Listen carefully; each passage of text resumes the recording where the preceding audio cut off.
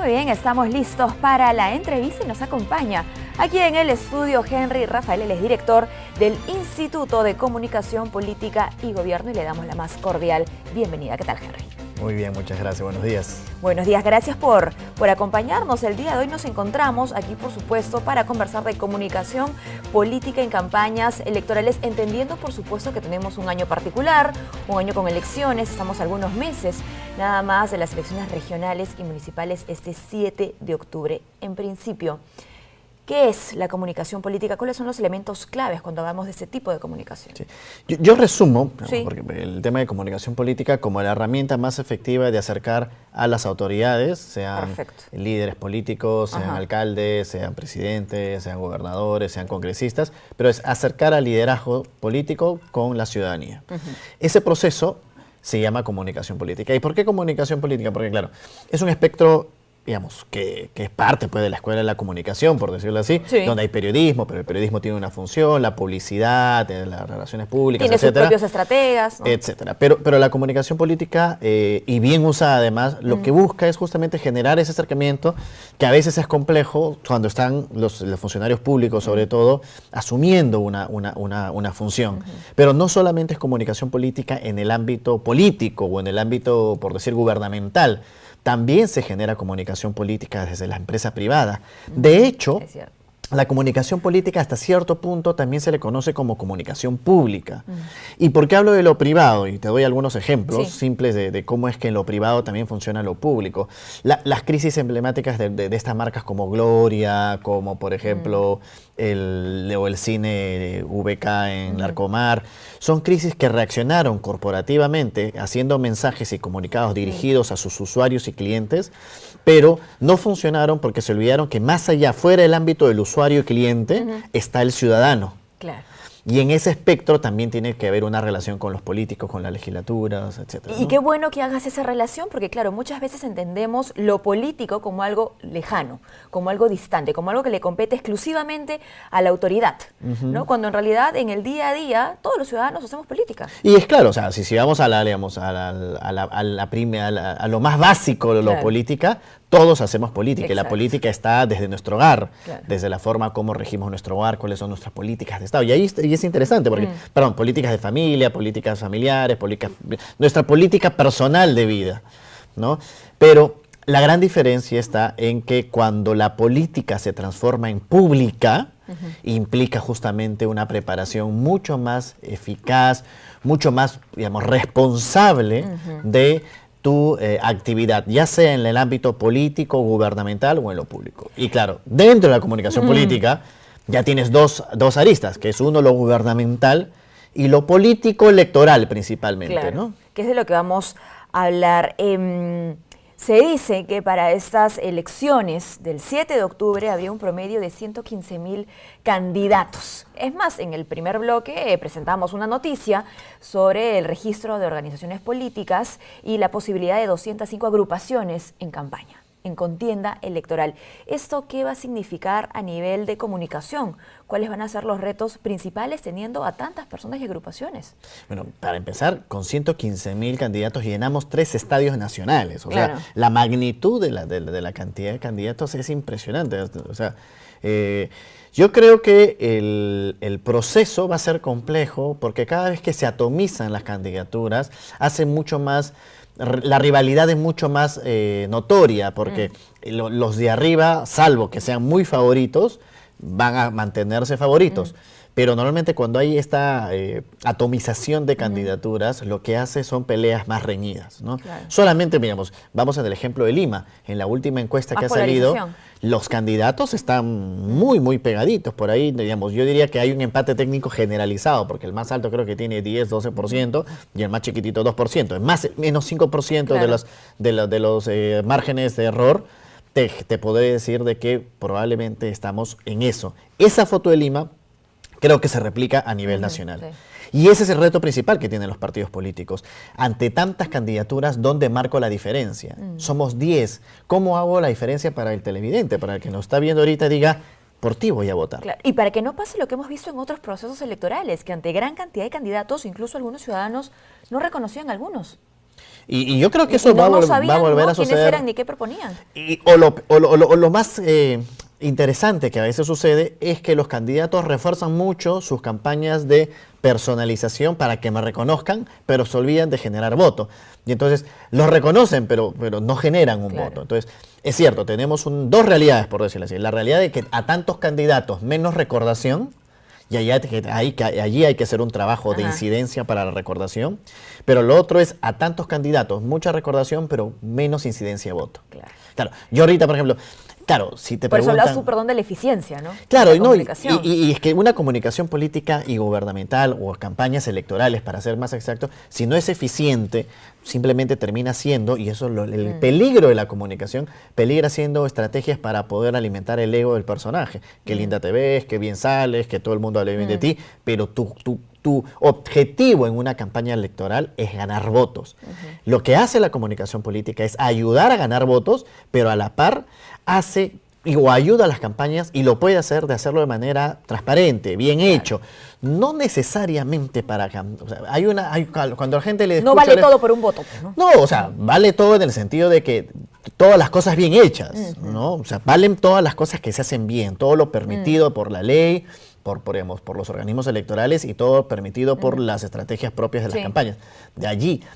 Pero ahí está la diferencia. Creo que muchos ciudadanos, cuando escuchan campaña electoral, lo único que quieren es prebenda, compra de votos, y todas estas cosas que realmente no le hacen bien a la política.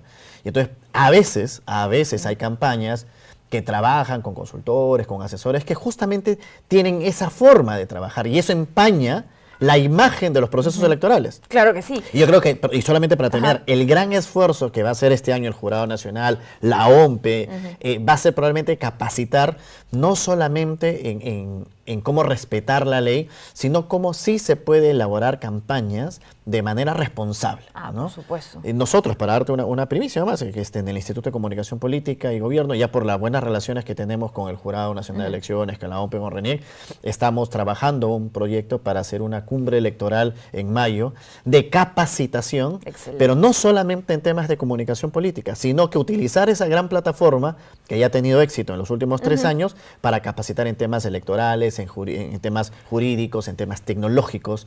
O sea, que sea probablemente la gran capacitación que nunca se ha visto en el Perú, para que por lo menos después los candidatos no digan, a mí no me dijeron que se podía hacer las cosas bien. Y lo que dices es ciertísimo, ¿no? Hay un rol educativo fundamental que tienen los entes electorales, y además se están ocupando en ello. Ahora quiero hacerte la siguiente consulta. ¿Quién comunica?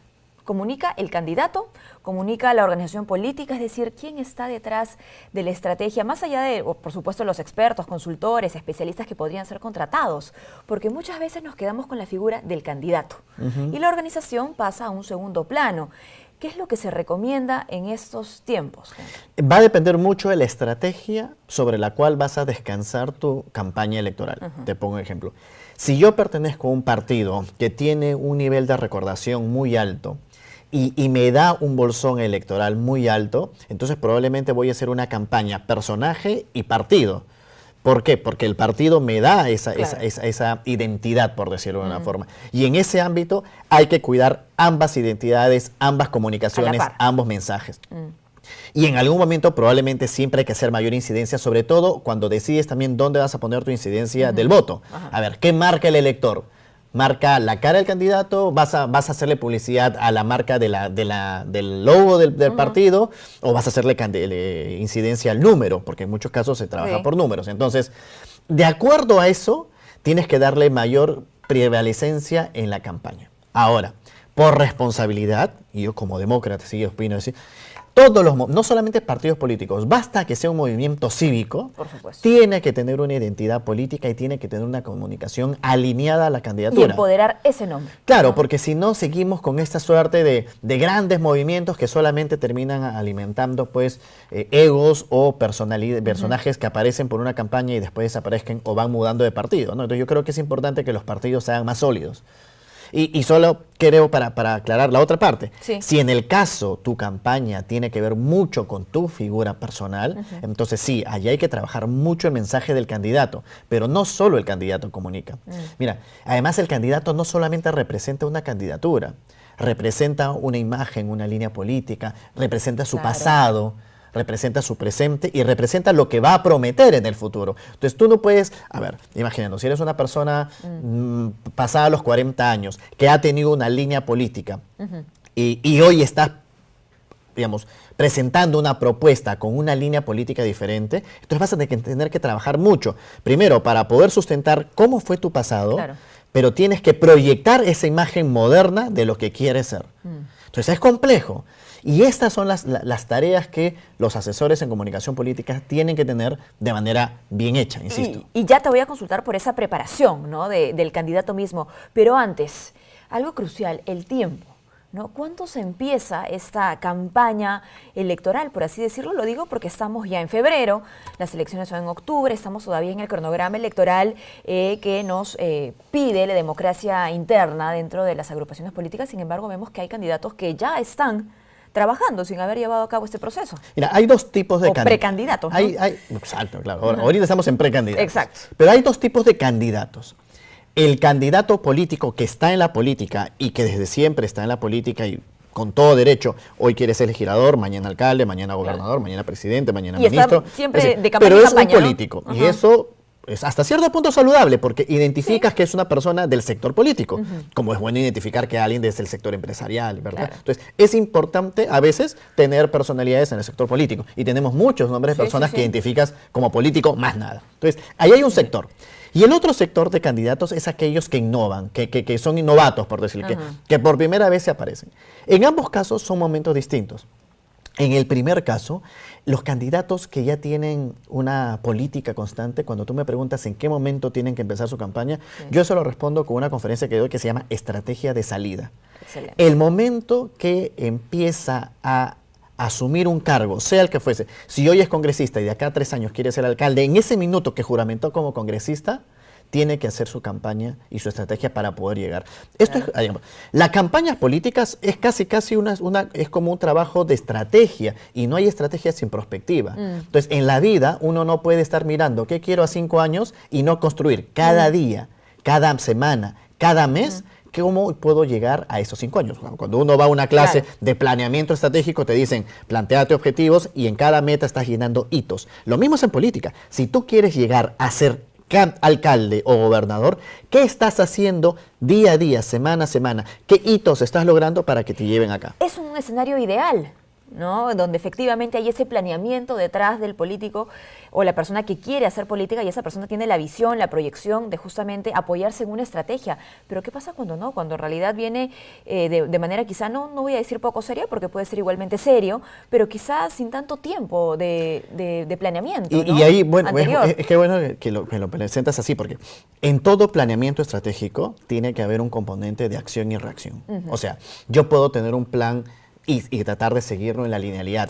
Pero tengo que estar preparado a la par, y ahí viene justamente de rodearse con equipos, con experiencia, con creatividad. Hoy por hoy la creatividad es mucho más rentable que antes, pero tienes que rodearte de gente que pueda darte justamente esa capacidad de acción y reacción. ¿Qué significa acción y reacción? Acción para poder aprovechar los momentos de coyuntura o las situaciones que se presentan para poder ponerle en valor en la ciudadanía tu propuesta electoral. ¿A qué me refiero? Tú puedes tener un plan, como dijimos, ¿no? Tus metas, tus hitos, tus objetivos, vas avanzando, pero de pronto, no sé, pues, llueve mucho en Lima y justo tú tienes un plan para que en Lima haya, no sé, pues, canales para que se retire el agua. Digamos, entonces, como ya la tienes, entonces aprovechas ese momento para actuar. Por eso hablo acción y reacción, porque claro, también puede suceder que te genere una crisis, que por ahí salga algo que ponga en duda tu candidatura y tienes que tener la reacción adecuada para salir adelante. Entonces, un plan estratégico, pero a la par un buen equipo que te permita acción y reacción adecuada.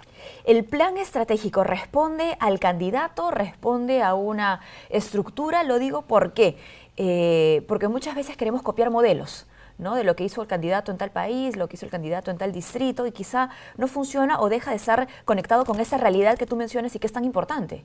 Sí, o sea, yo diría que la formación, por decirlo, ¿no? O sea, la formación del candidato tiene que ser en preferencia siempre en equipo. Por una razón sencilla, va a gobernar en equipo. Claro. Y entonces, mientras mejor prepares en la candidatura a tu equipo, va a llegar mucho más cohesionado al partido cuando te sean elegidos. Es como cuando la selección se va preparando hasta llegar al Mundial, ¿verdad? Va siendo partido. Es lo mismo. Entonces la campaña, en el fondo, para los intereses ciudadanos, lo importante no es la campaña. Lo importante es el gobierno, porque del gobierno va a ser si está haciendo mal o bien las cosas. Entonces, ¿qué creo yo? Es preferente que los planes estratégicos y los planes de acción y reacción se hagan en equipo. Además, porque genera un compromiso. A ver, es distinto que yo contigo te diga, vamos a hacer esto, Mirta, por el bien del canal, o que traigamos a todo el equipo del canal y digamos, a ver, juntos construyamos cuál es nuestro plan estratégico para que haya un compromiso, para que después nadie diga, yo no participé, yo no estuve de acuerdo, bueno, eso fue plan tuyo, no, yo no dije. Entonces, en política hay que ahora es muy difícil, te digo yo que he trabajado en varias campañas o en varios procesos políticos y gubernamentales, pero sí es posible hacer este tipo de trabajo, sobre todo delimitando responsabilidades en la campaña. Muy bien. Entonces, creo yo que más bien en esta oportunidad los partidos políticos tienen una oportunidad de oro, porque además la OMPE les está dando presupuesto para capacitarse. Sí. Si ese presupuesto no lo utilizan de manera inteligente para realmente capacitarse a ellos mismos, a sus militantes, entonces probablemente van a utilizar mal el dinero y no van a hacer una campaña adecuada. O sea, creo que es un momento muy bueno para un proceso electoral cuando te dan un presupuesto para capacitarte.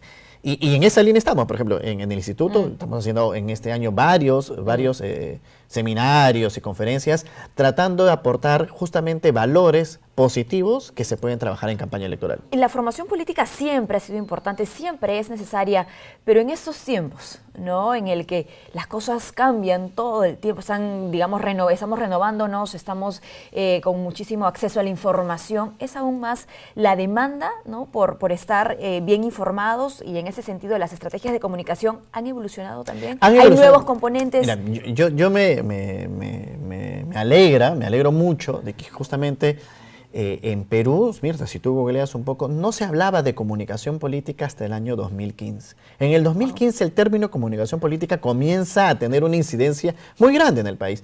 Y eso fue porque, digamos, justo gracias al apoyo del Jurado Nacional de Elecciones, hicimos la Cumbre Mundial de Comunicación Política y entonces comenzamos a hacer mucha incidencia en lo que es la preparación en este sentido. Ahora, ¿por qué es importante la comunicación política? Porque siempre hemos hablado de política pura. Y a veces hablamos de comunicación. Para hacer comunicación política hay que saber exactamente de ambos. Hay que entender de política y hay que saber de comunicación. Y conjugar. Y conjugar ambos conocimientos. El problema está en que no todos entienden el proceso de la comunicación, del periodismo, de la cámara, de la imagen, de la fotografía, de la publicidad, de las relaciones públicas, de las incidencias, del marketing, etcétera, etcétera. Y muy pocos también, o muchos saben mucho de esto, pero no entienden tampoco los procesos propios de la política. Claro. Entonces, es allí lo difícil que es encontrar ese balance y equilibrio para poder hacer una buena preparación, una buena campaña, una campaña de éxito, pero por sobre todo, después de la campaña, lo más importante es saber gobernar. Claro que sí. Porque si no, entonces... Y que el éxito no sea solo parte de la campaña, como bien decías, ¿no? Sí, bueno, a todos nos encanta ganar elecciones, pero el mayor disfrute, y a ti, digamos, si yo soy ciudadano, tú eres ciudadana, el mayor disfrute es cuando sientes que la autoridad elegida, aunque no haya sido de tu color, esté haciendo algo bueno para tu país, para tu ciudad, ¿no? Entonces yo creo que la gran oportunidad de los partidos es ahora. Tienen que empezar ya, las elecciones son en octubre, entonces queda muy poco tiempo. A ver, si vamos a hacer planning para poder generar votos, para poder ganar incidencia en la votación, probablemente necesitas quizás en el último rush. En el Perú más o menos la gente comienza a decidir en el último rush. Claro. Pero al haber tantos candidatos, necesitas empezar ya a hacer tu estrategia de posicionamiento. Yo le hablé, digamos, si tengo que darle un tip a los candidatos que estén escuchando esto, yo dividiría mi estrategia hoy más o menos en 3 niveles. En el posicionamiento, si es que están o no posicionados, en el proceso de enamoramiento, porque ese es otro proceso, y en el último proceso, que es el proceso ya de generación de voto. Muy bien. Henry, nos quedan un par de minutos nada más y te voy a pedir algo quizá complicado, pero bueno, sé que va a ser de mucha utilidad también para nuestros televidentes, para esas futuras autoridades, personas que van a ser parte de la contienda electoral. Puntos claves que debería tener una estrategia de comunicación en campaña electoral. A ver, lo primero, y lo voy a sostener siempre, es hacer su plan. O sea, hacer campañas solamente saliendo, a ver, ¿te acuerdas cuando empezábamos al principio de hablar de acción y reacción? Sí. O sea, necesitas un plan estratégico, pero también un equipo de acción y reacción. Hay campañas que no tienen un plan estratégico y solamente accionan y reaccionan. Claro. Eso quiere decir que dicen, ya, tenemos que hacernos conocidos, entonces hay que poner 30 paneles. Malgastan su dinero porque a veces no es estratégico poner 30 paneles. Vamos a imprimir medio millón de polos. Y probablemente los polos, ahora que empiece el invierno, no van a ser la prenda más usada. Además, la gente no usa polos hoy con las caras de los candidatos. Entonces, a veces solamente se hacen acciones pensando en lo fácil.